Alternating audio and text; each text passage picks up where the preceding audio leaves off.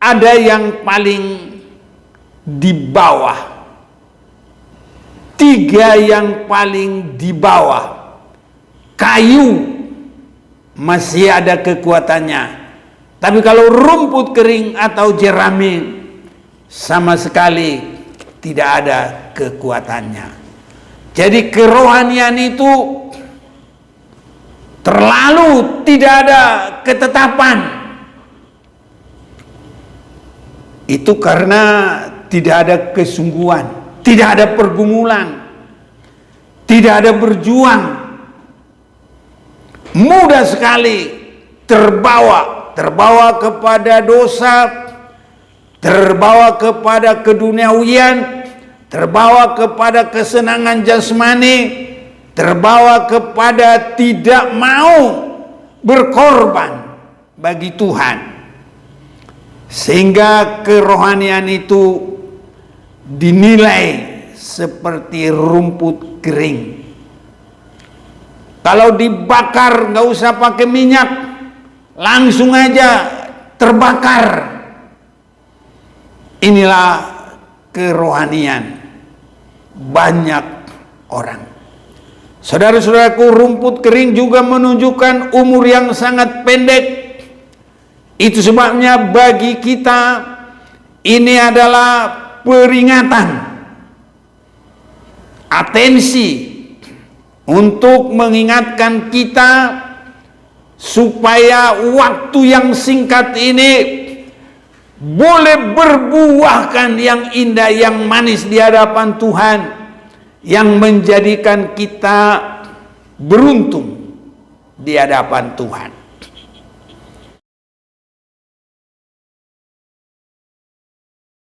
Salam dalam kasih Tuhan kita Yesus Kristus.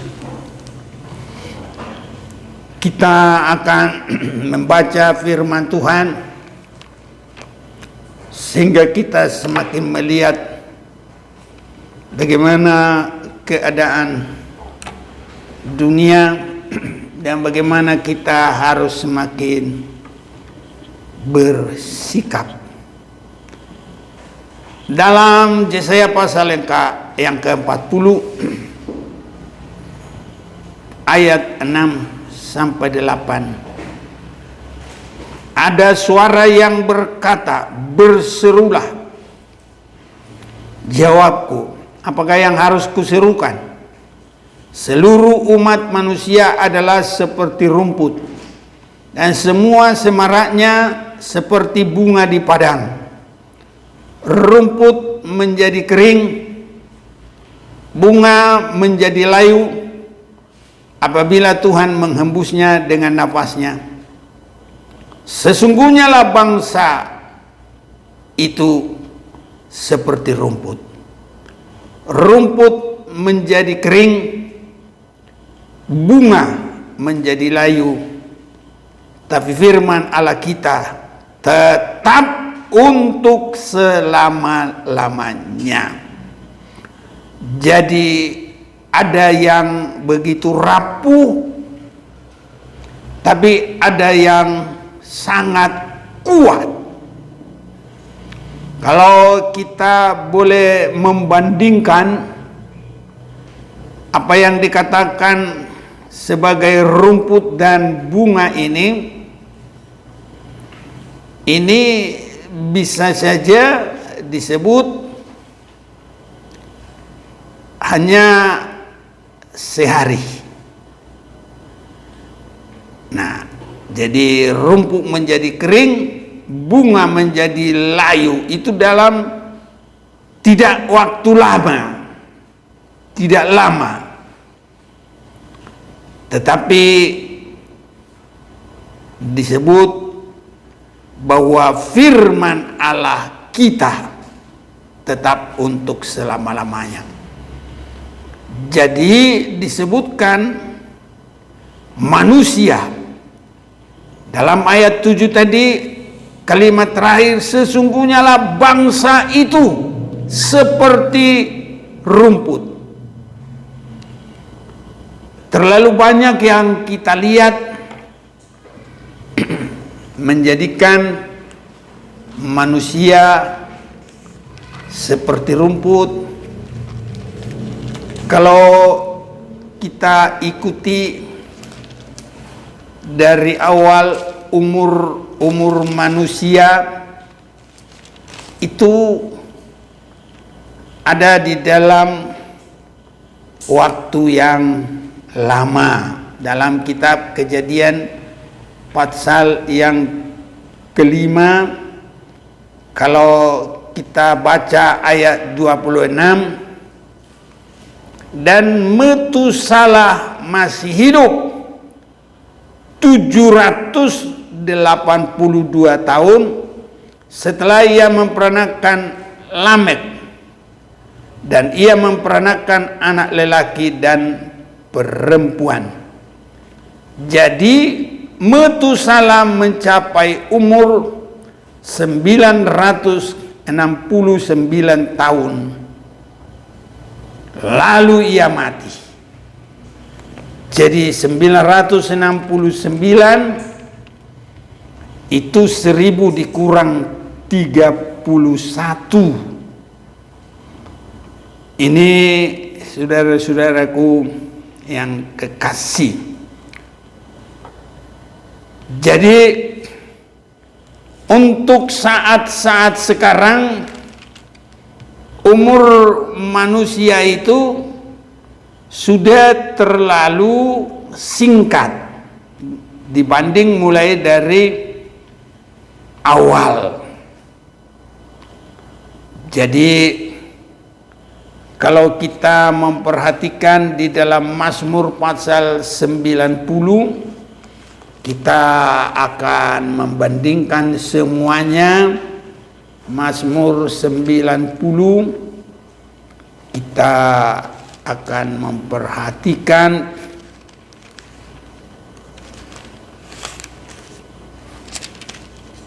ayat yang ke-10.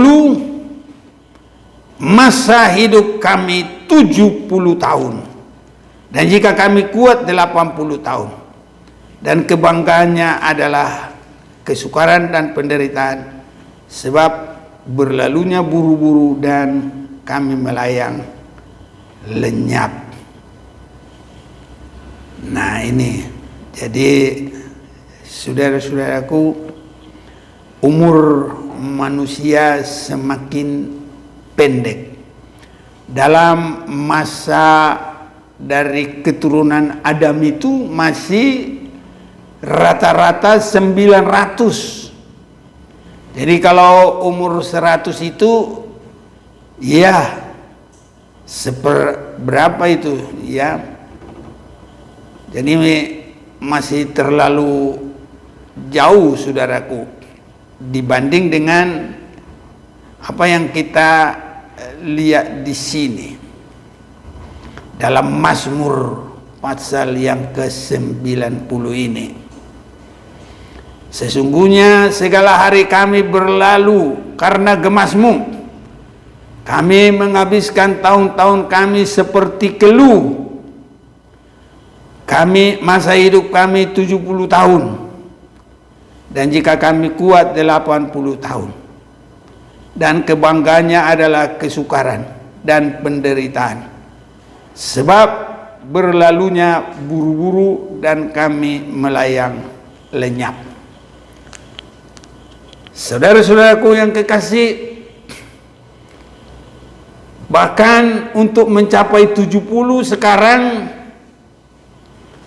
sudah banyak yang sulit. Nah, kelihatan 60 sudah tua sekali saudara-saudaraku. Saya bersyukur nanti Agustus bisa 76 tahun, kemurahan Tuhan.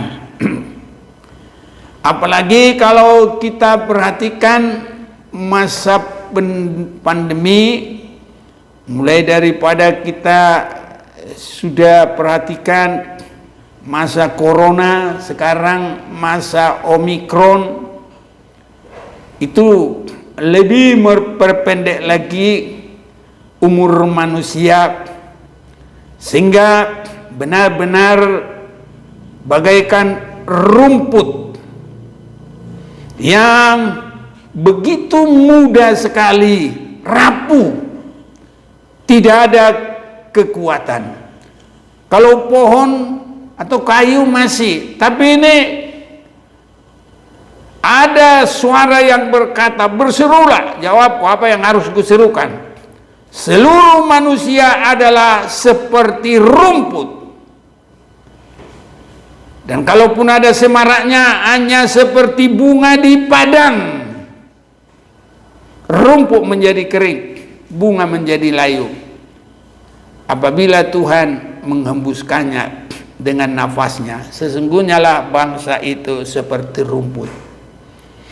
Saudara-saudaraku, rumput ini adalah bagian dari keimanan orang-orang percaya. Bahkan itu juga di dalam suasana kekristenan. Kalau kita melihat firman Tuhan tertulis dalam 1 Korintus pasal 3 ayat 12, entahkah orang membangun di atas dasar itu dengan emas, perak, batu permata, kayu, rumput kering, atau jerami. Ini dari atas dasar dan bangunan kerohanian. Karena disebutkan orang-orang percaya itu, dia disebut bagaikan ladang, juga disebut bangunan Allah. 1 Korintus 3 ini ayat 9, karena kami adalah kawan sekerja Allah, kamu adalah ladang Allah, bangunan Allah. Jadi kalau ladang supaya bisa menghasilkan buah, tapi kalau bangunan untuk rumah tinggal manusia boleh, untuk rumah Tuhan boleh, tapi ada yang paling di bawah, 3 yang paling di bawah. Kayu masih ada kekuatannya, tapi kalau rumput kering atau jerami sama sekali tidak ada kekuatannya. Jadi kerohanian itu terlalu tidak ada ketetapan. Itu karena tidak ada kesungguhan, tidak ada pergumulan, tidak ada berjuang. Mudah sekali terbawa kepada dosa, terbawa kepada keduniawian, terbawa kepada kesenangan jasmani, terbawa kepada tidak mau berkorban bagi Tuhan, sehingga kerohanian itu dinilai seperti rumput kering. Kalau dibakar nggak usah pakai minyak, langsung aja terbakar. Inilah kerohanian banyak orang. Saudara-saudaraku, rumput kering juga menunjukkan umur yang sangat pendek. Itu sebabnya bagi kita ini adalah peringatan, atensi untuk mengingatkan kita supaya waktu yang singkat ini boleh berbuahkan yang indah, yang manis di hadapan Tuhan, yang menjadikan kita beruntung di hadapan Tuhan. Ada satu bagian lagi suara, sengaja saya ambil ini untuk yang kedua. Yesaya 40 tadi ayat 3, ada suara yang berseru-seru, persiapkanlah di padang gurun jalan untuk Tuhan, Luruskanlah di padang belantara jalan raya bagi Allah kita. Setiap lembah harus ditutup dan setiap gunung dan bukit diratakan. Tanah yang berbukit-bukit harus menjadi tanah yang rata, dan tanah yang berlekuk-lekuk menjadi dataran. Maka kemuliaan Tuhan akan dinyatakan, dan seluruh umat manusia akan melihatnya bersama-sama. Sesungguhnya Tuhan sendiri telah mengatakannya. Saudara-saudaraku, kalau nanti kemuliaan Tuhan dinyatakan dan di dalam kehidupan manusia itu ada kuasa Tuhan, kemuliaan Tuhan, dan itu sudah dikatakan oleh Tuhan, maka manusia itu tidak rapuh lagi, justru boleh masuk dalam kekekalan. Tidak lagi yang begitu mudah terbakar. Itu sebabnya, saudara-saudaraku, kita harus mendengar seruan untuk akhir zaman ini. Persiapkan jalan di padang gurun. Dunia kita sekarang seperti padang gurun di tempat banyak rumput. Ya, ini saudaraku, karena di padang tempat rumput ini justru dalam keadaan dunia sekarang penuh kesulitan, penuh dengan dosa. Dan sekarang ini tarikan dunia ini luar biasa. Iblis sedang menjalankan aksinya sepintar mungkin untuk menggoda manusia, menarik manusia. Saya lihat caranya ular itu bagaikan kerjaannya iblis juga, saudaraku. Ular itu kalau dia sudah dapat mangsanya, maka dia tidak hanya sebagai menangkap lagi, tapi kelihatan pun apa yang ditangkap itu utuh, tapi itu sudah diremukkan dengan lilitan yang sangat kuat, sehingga di dalam tulang-tulang itu semua sudah menyatu. Maka kita bisa heran, bisa yang lebih besar, jauh lebih besar dari dia bisa ditelan. Bagaimana bisa? Itu karena sudah dililit, ditangkap, bahkan begitu kuat sampai diremukkan. Jadi walaupun dia di dalam kulitnya terbungkus dengan dagingnya, tapi dalamnya sudah diremukkan, sehingga ular itu bisa menelan yang tadinya sangat besar, melebihi berkali-kali dari badannya. Saat sekarang iblis dengan tarikan dunia, dengan dosa, dengan keinginan daging manusia semakin kuat, mengikat. Kalau boleh terlalu banyak manusia yang rohaninya bagaikan rumput kering, tidak ada keteguhan bagi Tuhan. Itu sebabnya kita harus ada kesungguhan. Dan di atas rumput kering tadi, kalau kita baca dalam 1 Korintus pasal 3 itu, di situ ada dasar emas. Ini yang paling bagus, saudaraku.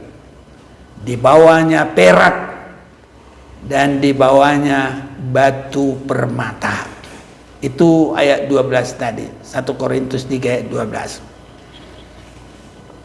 Entahkah orang membangun di atas dasar ini dengan emas, perak, batu permata, kayu, rumput kering, atau jerami.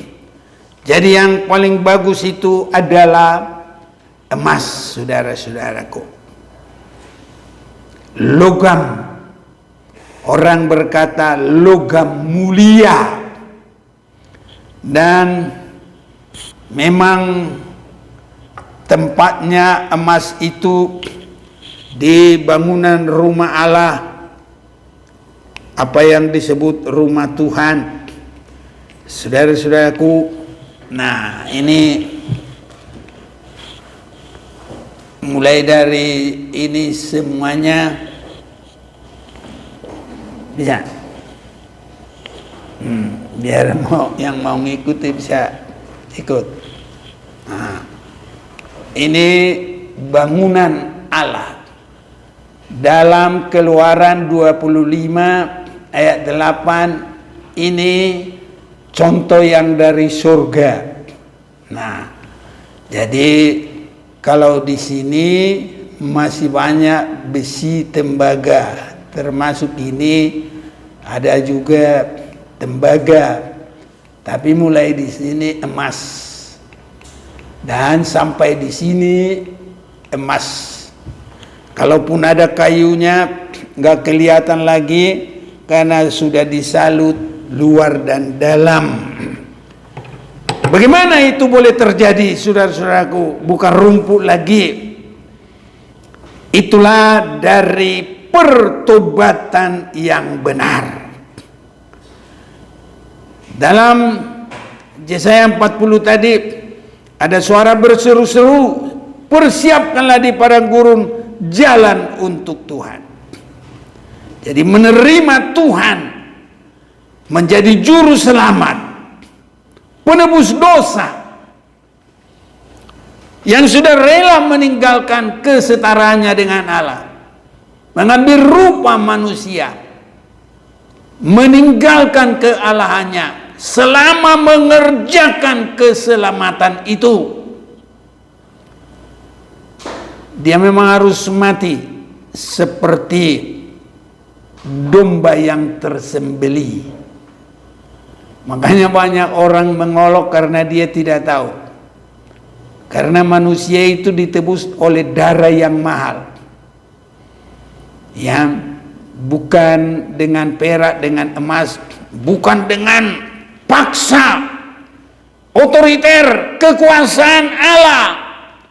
Tapi Yesus rela mati menjadi domba Allah tersembelih.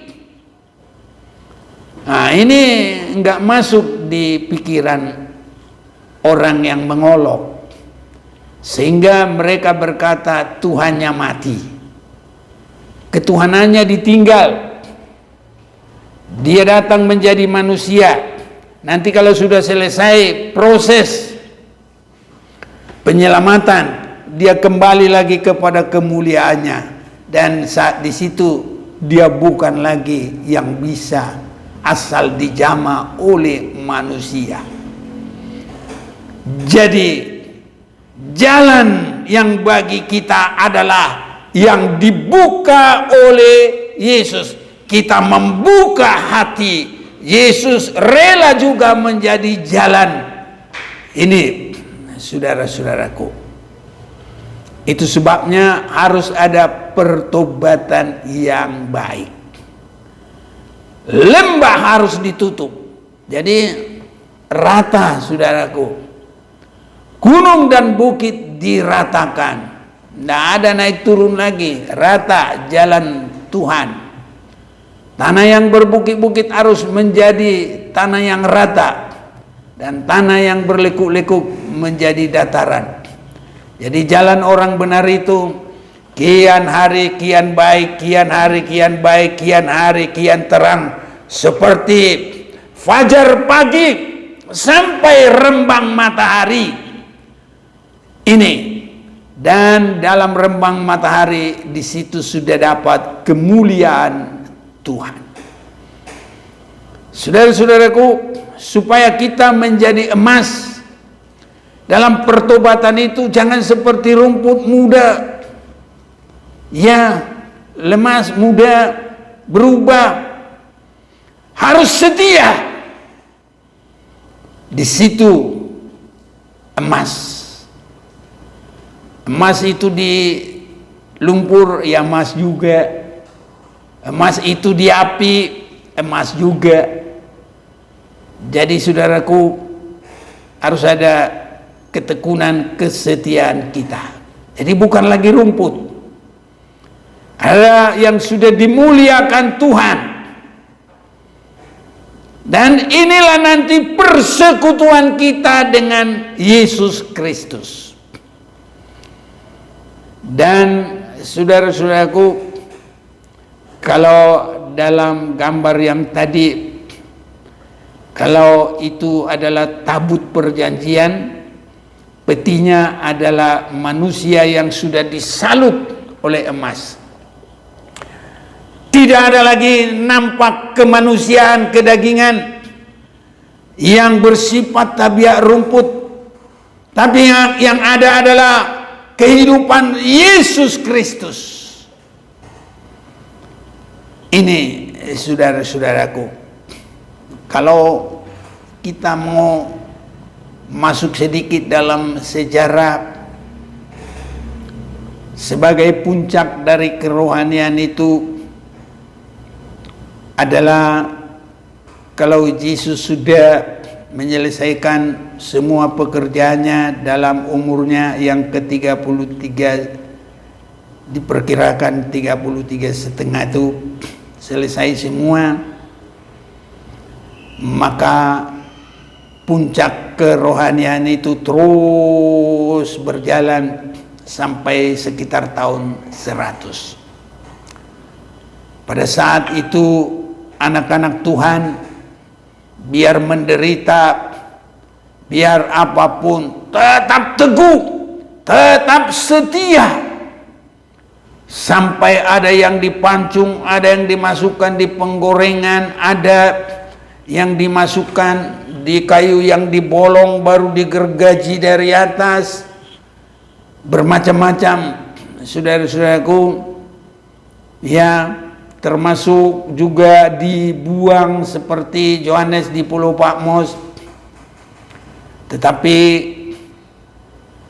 sementara rasul-rasul sudah tidak ada, dan yang melanjutkan seperti Timotius, Titus, dan yang sejajar dengan itu semuanya juga sudah meninggal, maka terjadi juga kemerosotan. Dan kemerosotan ini karena juga ada dalam sejarahnya gereja seorang kaisar Konstantinus pada 312. Dia bersyukur menerima Yesus.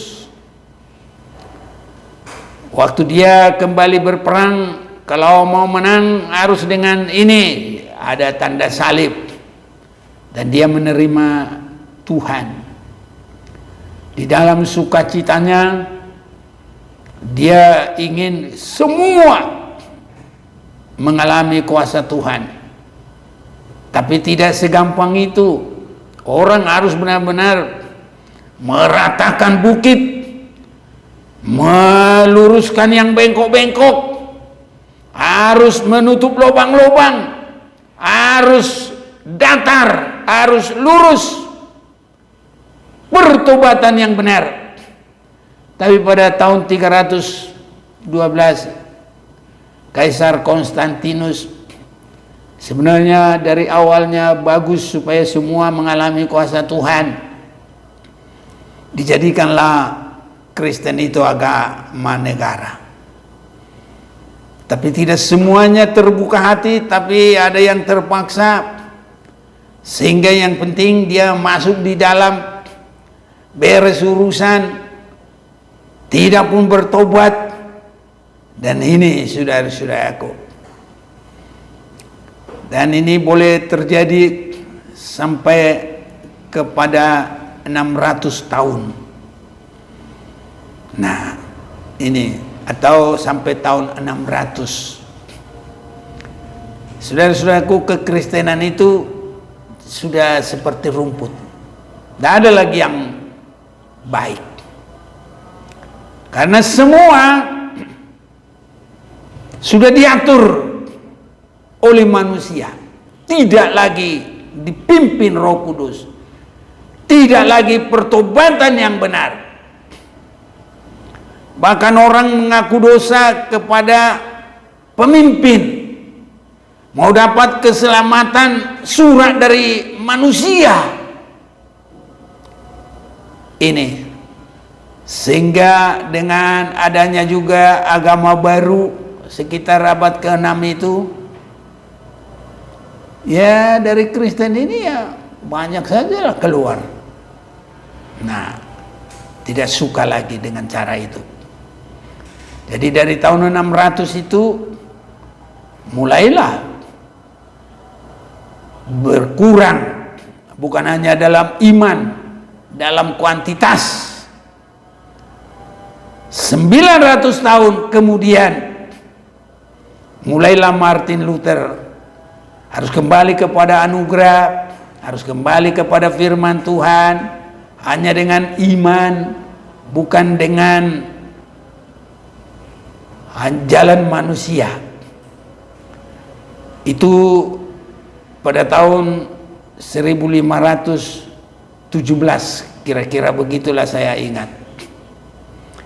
Saudara-saudaraku, mulailah meratakan yang berlubang-lubang, meratakan yang berbukit-bukit. Gerakan karismatik ini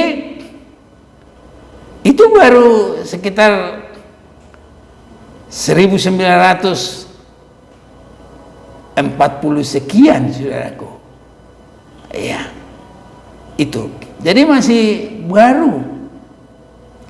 Itu sebabnya bagi kita, saudaraku, ada kesempatan kerohanian yang bersungguh-sungguh.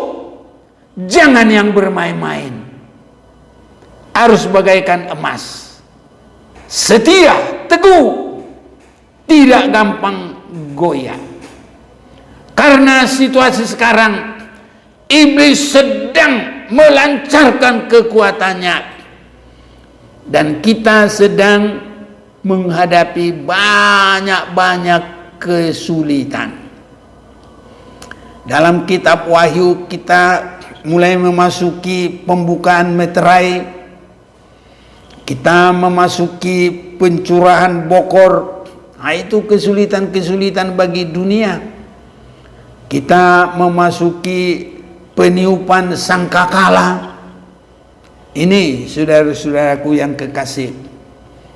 Itu sebabnya kalau masih ada kesempatan ini, kita terima suara ini. Ada suara yang berseru, persiapkanlah di padang gurun jalan untuk Tuhan. Luruskanlah di padang belantara jalan raya bagi Allah kita. Jadi kita harus membuka hati kita, membuka diri kita, penuh dengan kesungguhan, penuh dengan penyerahan. Nah, dan supaya hidup di dalam pertobatan yang benar, hidup melanjutkan pertobatan, menerima anugerah, semakin melakukan firman Tuhan, dan sebagai emas biar juga mengalami pemurnian. Jangan kita lekas-lekas berubah, saudaraku, karena yang berubah itu adalah rumput itu yang lekas berubah. Tetapi kalau emas biar juga mengalami pemurnian, dia tidak akan berubah. Jadi supaya kita semakin teguh, semakin setia. Yesaya 48 ayat 10, sesungguhnya aku telah memurnikan engkau, namun bukan seperti perak, tapi aku telah menguji engkau dalam dapur kesengsaraan. Aku akan melakukannya oleh karena aku, ya, oleh karena aku sendiri. Jadi Tuhan mau memurnikan kita. Dia akan menguji kita dalam dapur kesengsaraan. Nah, kalau rumput itu sudah langsung terbakar, saudara-saudaraku. Cepat dia terbakar. Jerami terbakar, kayu terbakar. Tapi emas justru dia semakin murni. Inilah supaya kita menyerahkan hidup kita persembahan ini. Biarpun ada ujian, cobaan, tantangan, biarpun ada sengsara sekalipun, sebagai emas kita tetap teguh dalam Tuhan. Jadi kita tidak hanya menerima anugerah, kita tidak hanya menerima firman, tapi kita juga harus sampai siap menerima sengsaranya Tuhan. Saya mau bacakan ini 1 Petrus pasal 2 ayat 21. Sebab untuk itulah kamu dipanggil, karena Kristus pun telah menderita untuk kamu dan telah meninggalkan teladan bagimu, supaya kamu mengikuti jejaknya. Jadi keteguhan, kesetiaan, semua yang mendengar ini harus semakin teguh di akhir zaman ini. Suara yang berseru-seru ini diserukan. Saya hanya menyambung seruan itu. Saya hanya menggemakan. Mari kita teguh. Jangan jadi rumput, tapi kita menjadi emas di hadapan Tuhan. Apapun yang terjadi, yang kita hadapi di dunia ini, kita harus semakin teguh, semakin menunjukkan cinta kasih. Karena itulah kemurnian itu. Lain dari cinta kasih tidak ada lagi. Tapi kalau kita memiliki cinta kasih, api yang sangat besar sekalipun, dia tidak bisa membakar kita. Kita akan memperhatikan ini sebentar di dalam kitab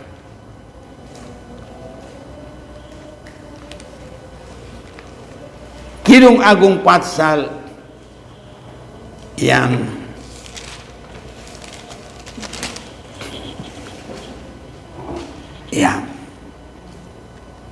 jadi cinta itu adalah sangat kuat, saudara-saudaraku.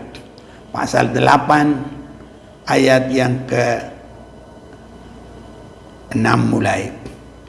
Taruhlah aku seperti meterai pada hatimu, seperti meterai pada lenganmu, karena cinta kuat seperti maut, kegairahan gigi seperti dunia orang mati. Nyalanya adalah nyala api, seperti nyala api Tuhan.